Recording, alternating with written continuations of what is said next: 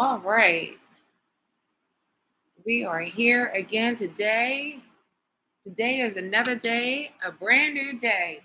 Ah, and guess what? We are on this earth, we are alive, and we made it yet another day. I just want to just say something, real quick. It's not going to be long. Um, I just want to know when I was quietly going insane and people saw that I was losing my mind while I was working in corrections, the Department of Justice, mainly in FCI Fort Dix, did they realize? Did they realize I was going insane? And if they did, and I know they did because they used to call me crazy. They used to call me crazy all the time. She's crazy. She's crazy. And I was losing my mind. But instead of them helping me, they hindered me. That's what they do to people who look like us, all right? They think we're there for entertainment, for their entertainment, for their jokes. No one offered to help me. No one offered to say, hey, you know, but, oh, but they did. They sent me to EAP. EAP for a few sessions that then I had to pay for the rest. I didn't have no money to pay for the rest. So I had to go back to work. I never even lost a job. Lost a not a job. I never even lost time at the same EAP. So I had to go back there with the mental stability that I had to work that job. Even the incarcerates, the people that were incarcerated there, they saw it. They used to tell me all the time, Miss Roberts, you burning out, you burned out, you burned out. I remember this one incarcerate. I was walking to my office and I was crying. And he wanted me to help him, and I couldn't help him. I couldn't even understand what he was saying. And he was trying to get me to help him do something. And he looked at me, he saw me crying, and he said, oh no. He said, it's going to be all right. I had an incarcerate tell me that, and I'm walking to my job, and I'm supposed to be watching them. All right? That's what they do to you. They don't help you. They laugh at you, and they make you feel bad. But you know what? You got a right to be there just like everybody else. I'm your voice. I'm your voice to let you know that it's real. It happened to me. It's real. And even to this day, I still suffer from it. It's a trigger. I was diagnosed with post traumatic stress disorder because I worked in an environment like that. So I got to live with this for the rest of my life. I was never like this before. I was never raised like this. My mother and my father kept me close, kept me and my sibling close. We wasn't exposed to what I was exposed to there. We wasn't exposed to bad people. And when I say bad people, I'm talking about the people I had to work aside along with my coworkers. Not all of them were bad, not all of them, but the ones that were, how do they feel right now? How do they feel in their soul right now? How do they feel is what I would like to know. How do they feel? Do they still feel grand? Because they messed me up. I want them to know that they messed me up. So, if you are going through what I went through, you hold on. You hold on because I am your voice. They just tried to stop me a little while ago. I couldn't even get onto my YouTube channel. They're talking about, oh, you got to call the support. Your IP system was compromised, and you have to call in. And I called to just see what was happening. These people with strange languages was trying to get into my computer system.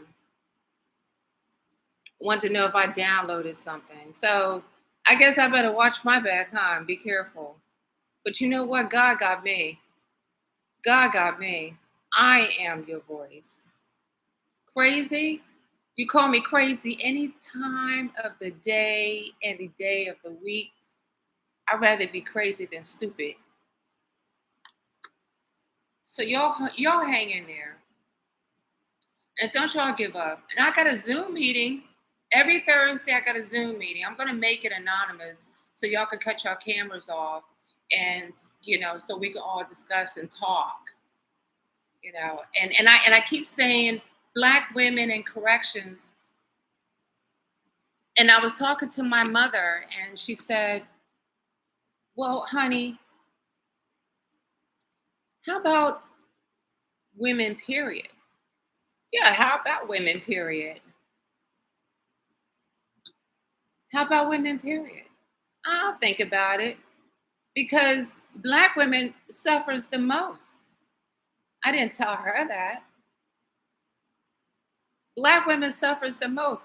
Can you afford $100 for every session to a psychiatrist or a psychologist to sit and relive and tell your story over and over again? Can you afford that?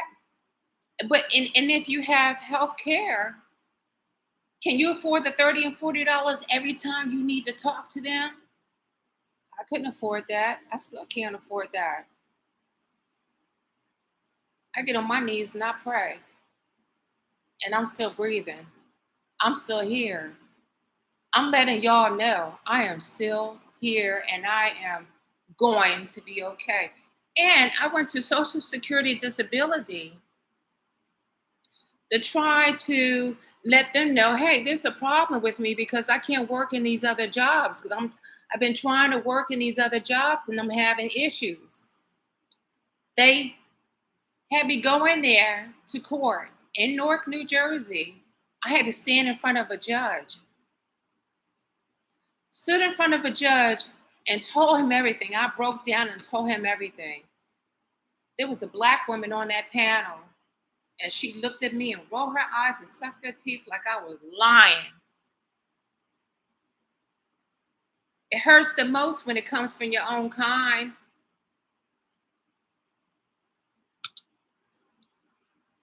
That judge denied my claim, and I've been on an appeal. This is 2016. I've been on an appeal. And they said, oh, you're supposed to be going back to court 2021. It's 2023. I still haven't been back to court yet. They want me to stay in New Jersey. I don't want to stay in New Jersey. I don't want to see these faces that I used to have to work along with co-workers, ex-co-workers. I don't want to see them. Because when I see them, it's a trigger for me. I don't want to remember what I went through. So I'm all over the place. I'm all over the place. I have an address in New Jersey, but I'm all over the place. I'm anywhere I want to go. That's where I am mentally because of them. They screwed me up real good. And I'm not claiming that, God, but I want to know how they sleep at night because I can't sleep. I'm not even a sleeper. They have to give me medicine in order for me to close my eyes and go to sleep. And lately, the medicine haven't even been working. My eyes are just wide open. I'm 5 o'clock in the morning. My eyes wide open. I can't sleep. That's the anxiety. So not only did I get the post-traumatic stress disorder from them, I got anxiety too. And then one time they diagnosed me with bipolar. I'm telling you, ladies, let's get together. I think we need to talk. Then this is I have to think about what my mother was saying. She made some good points. She really did, because I know she went through it too on her job when she was watching over us. I mean, back in them days, we talking about the 60s and 70s, 80s. But now I'm talking about the 90s. I almost had a massive heart attack in 2000, I think it was 2003 approximately. I woke up in Deborah Heart and Lung Center. Yeah. They said I almost had a massive heart attack. They called it pericarditis due to stress. The first they want to say I was doing cocaine. I don't do no cocaine. And then they said, well, the other thing was stress. I said, yeah, well, it might be that. They left me by myself to work by myself in a unit that requires two people, but they left me by myself for over 1 year. And I kept asking for help, asking for help. I had by myself close to 400 people on my caseload, and they didn't even care. They wanted me dead. They wanted me dead. They didn't know how to get me out of there. I'm like a ghost to them. I'm their nightmare. They probably, I don't know if they dream. They're gonna be dreaming now. Because guess what? I am live and I'm telling my story. And I want other people to know if you're going through what I went through, you're gonna be okay. You're gonna be okay. Just don't be stupid.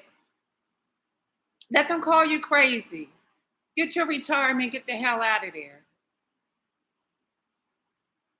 And even if you have to resign because of that, resign because of that. Because I done seen people die from brain aneurysm or whatever that mess is called because of the stress that people put you through on that job. Don't do it. Don't do it. Don't you do it.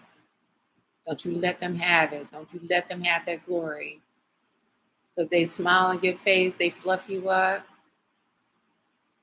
and they turn around and they laugh at you, they talk about you, they make your job hard, they ostracize you. I was stripped from my duties, made to sit in the office by myself for 8, maybe sometimes 10 hours.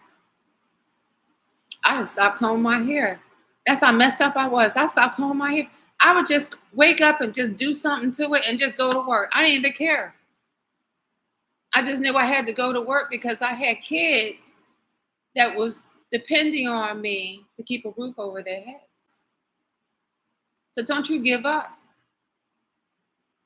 You do what you have to do and don't be compromised either. Don't be compromised. You see something that's wrong, you tell. Because you know what? If you do something wrong, bend down and tie your shoe in front of someone and your whole behind is showing, they're gonna tell. They're gonna make it seem like you did that on purpose. So guess what? Don't be compromised. You see someone else that's compromised, you see somebody else that's doing something wrong in front of you, or they want you to to be a part of their whatever it is, their gang or whatever it is they want to do to people who are incarcerated, that's wrong, you tell. You write it and you tell it. Don't worry about the repercussions. Don't worry about the retaliations because it's gonna come. But you know what? You got a right to be there just like everybody else. So you tell. Because I tell and I told. And that's why they put me through what I went through. Because I wasn't going to be a part of anybody's gang. I wasn't going to be a part of beating up an inmate, or I wasn't going to be a part of harming someone that's incarcerated, or treating them bad, or not giving them what they're supposed to have. Hey man, they in there for a reason. I didn't put them in there. The judge put them in there. Society put them in there. I didn't put them in there. I was just in there watching them. That's what I got paid for. I got paid to watch them to make sure that they were safe in their surroundings. I wasn't hired to punish them even further. People are funny. Let me tell you something.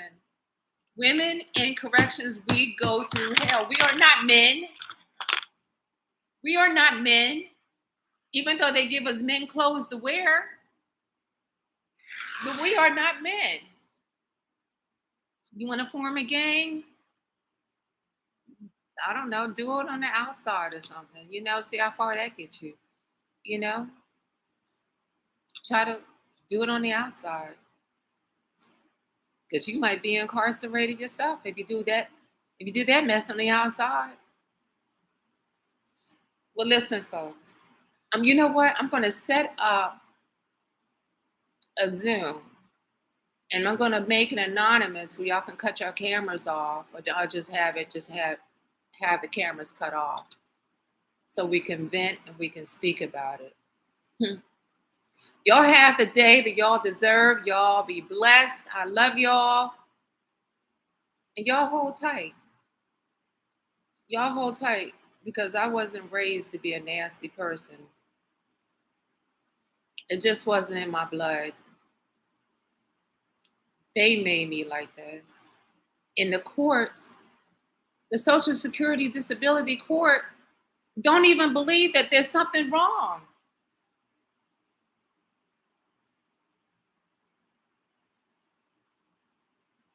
I don't know if they're drinking from the same cup,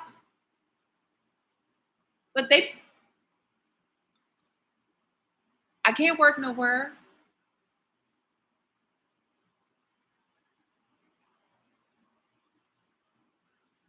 Because it's going to take one time for someone to say something to me that I don't like, and I'm going to say something back.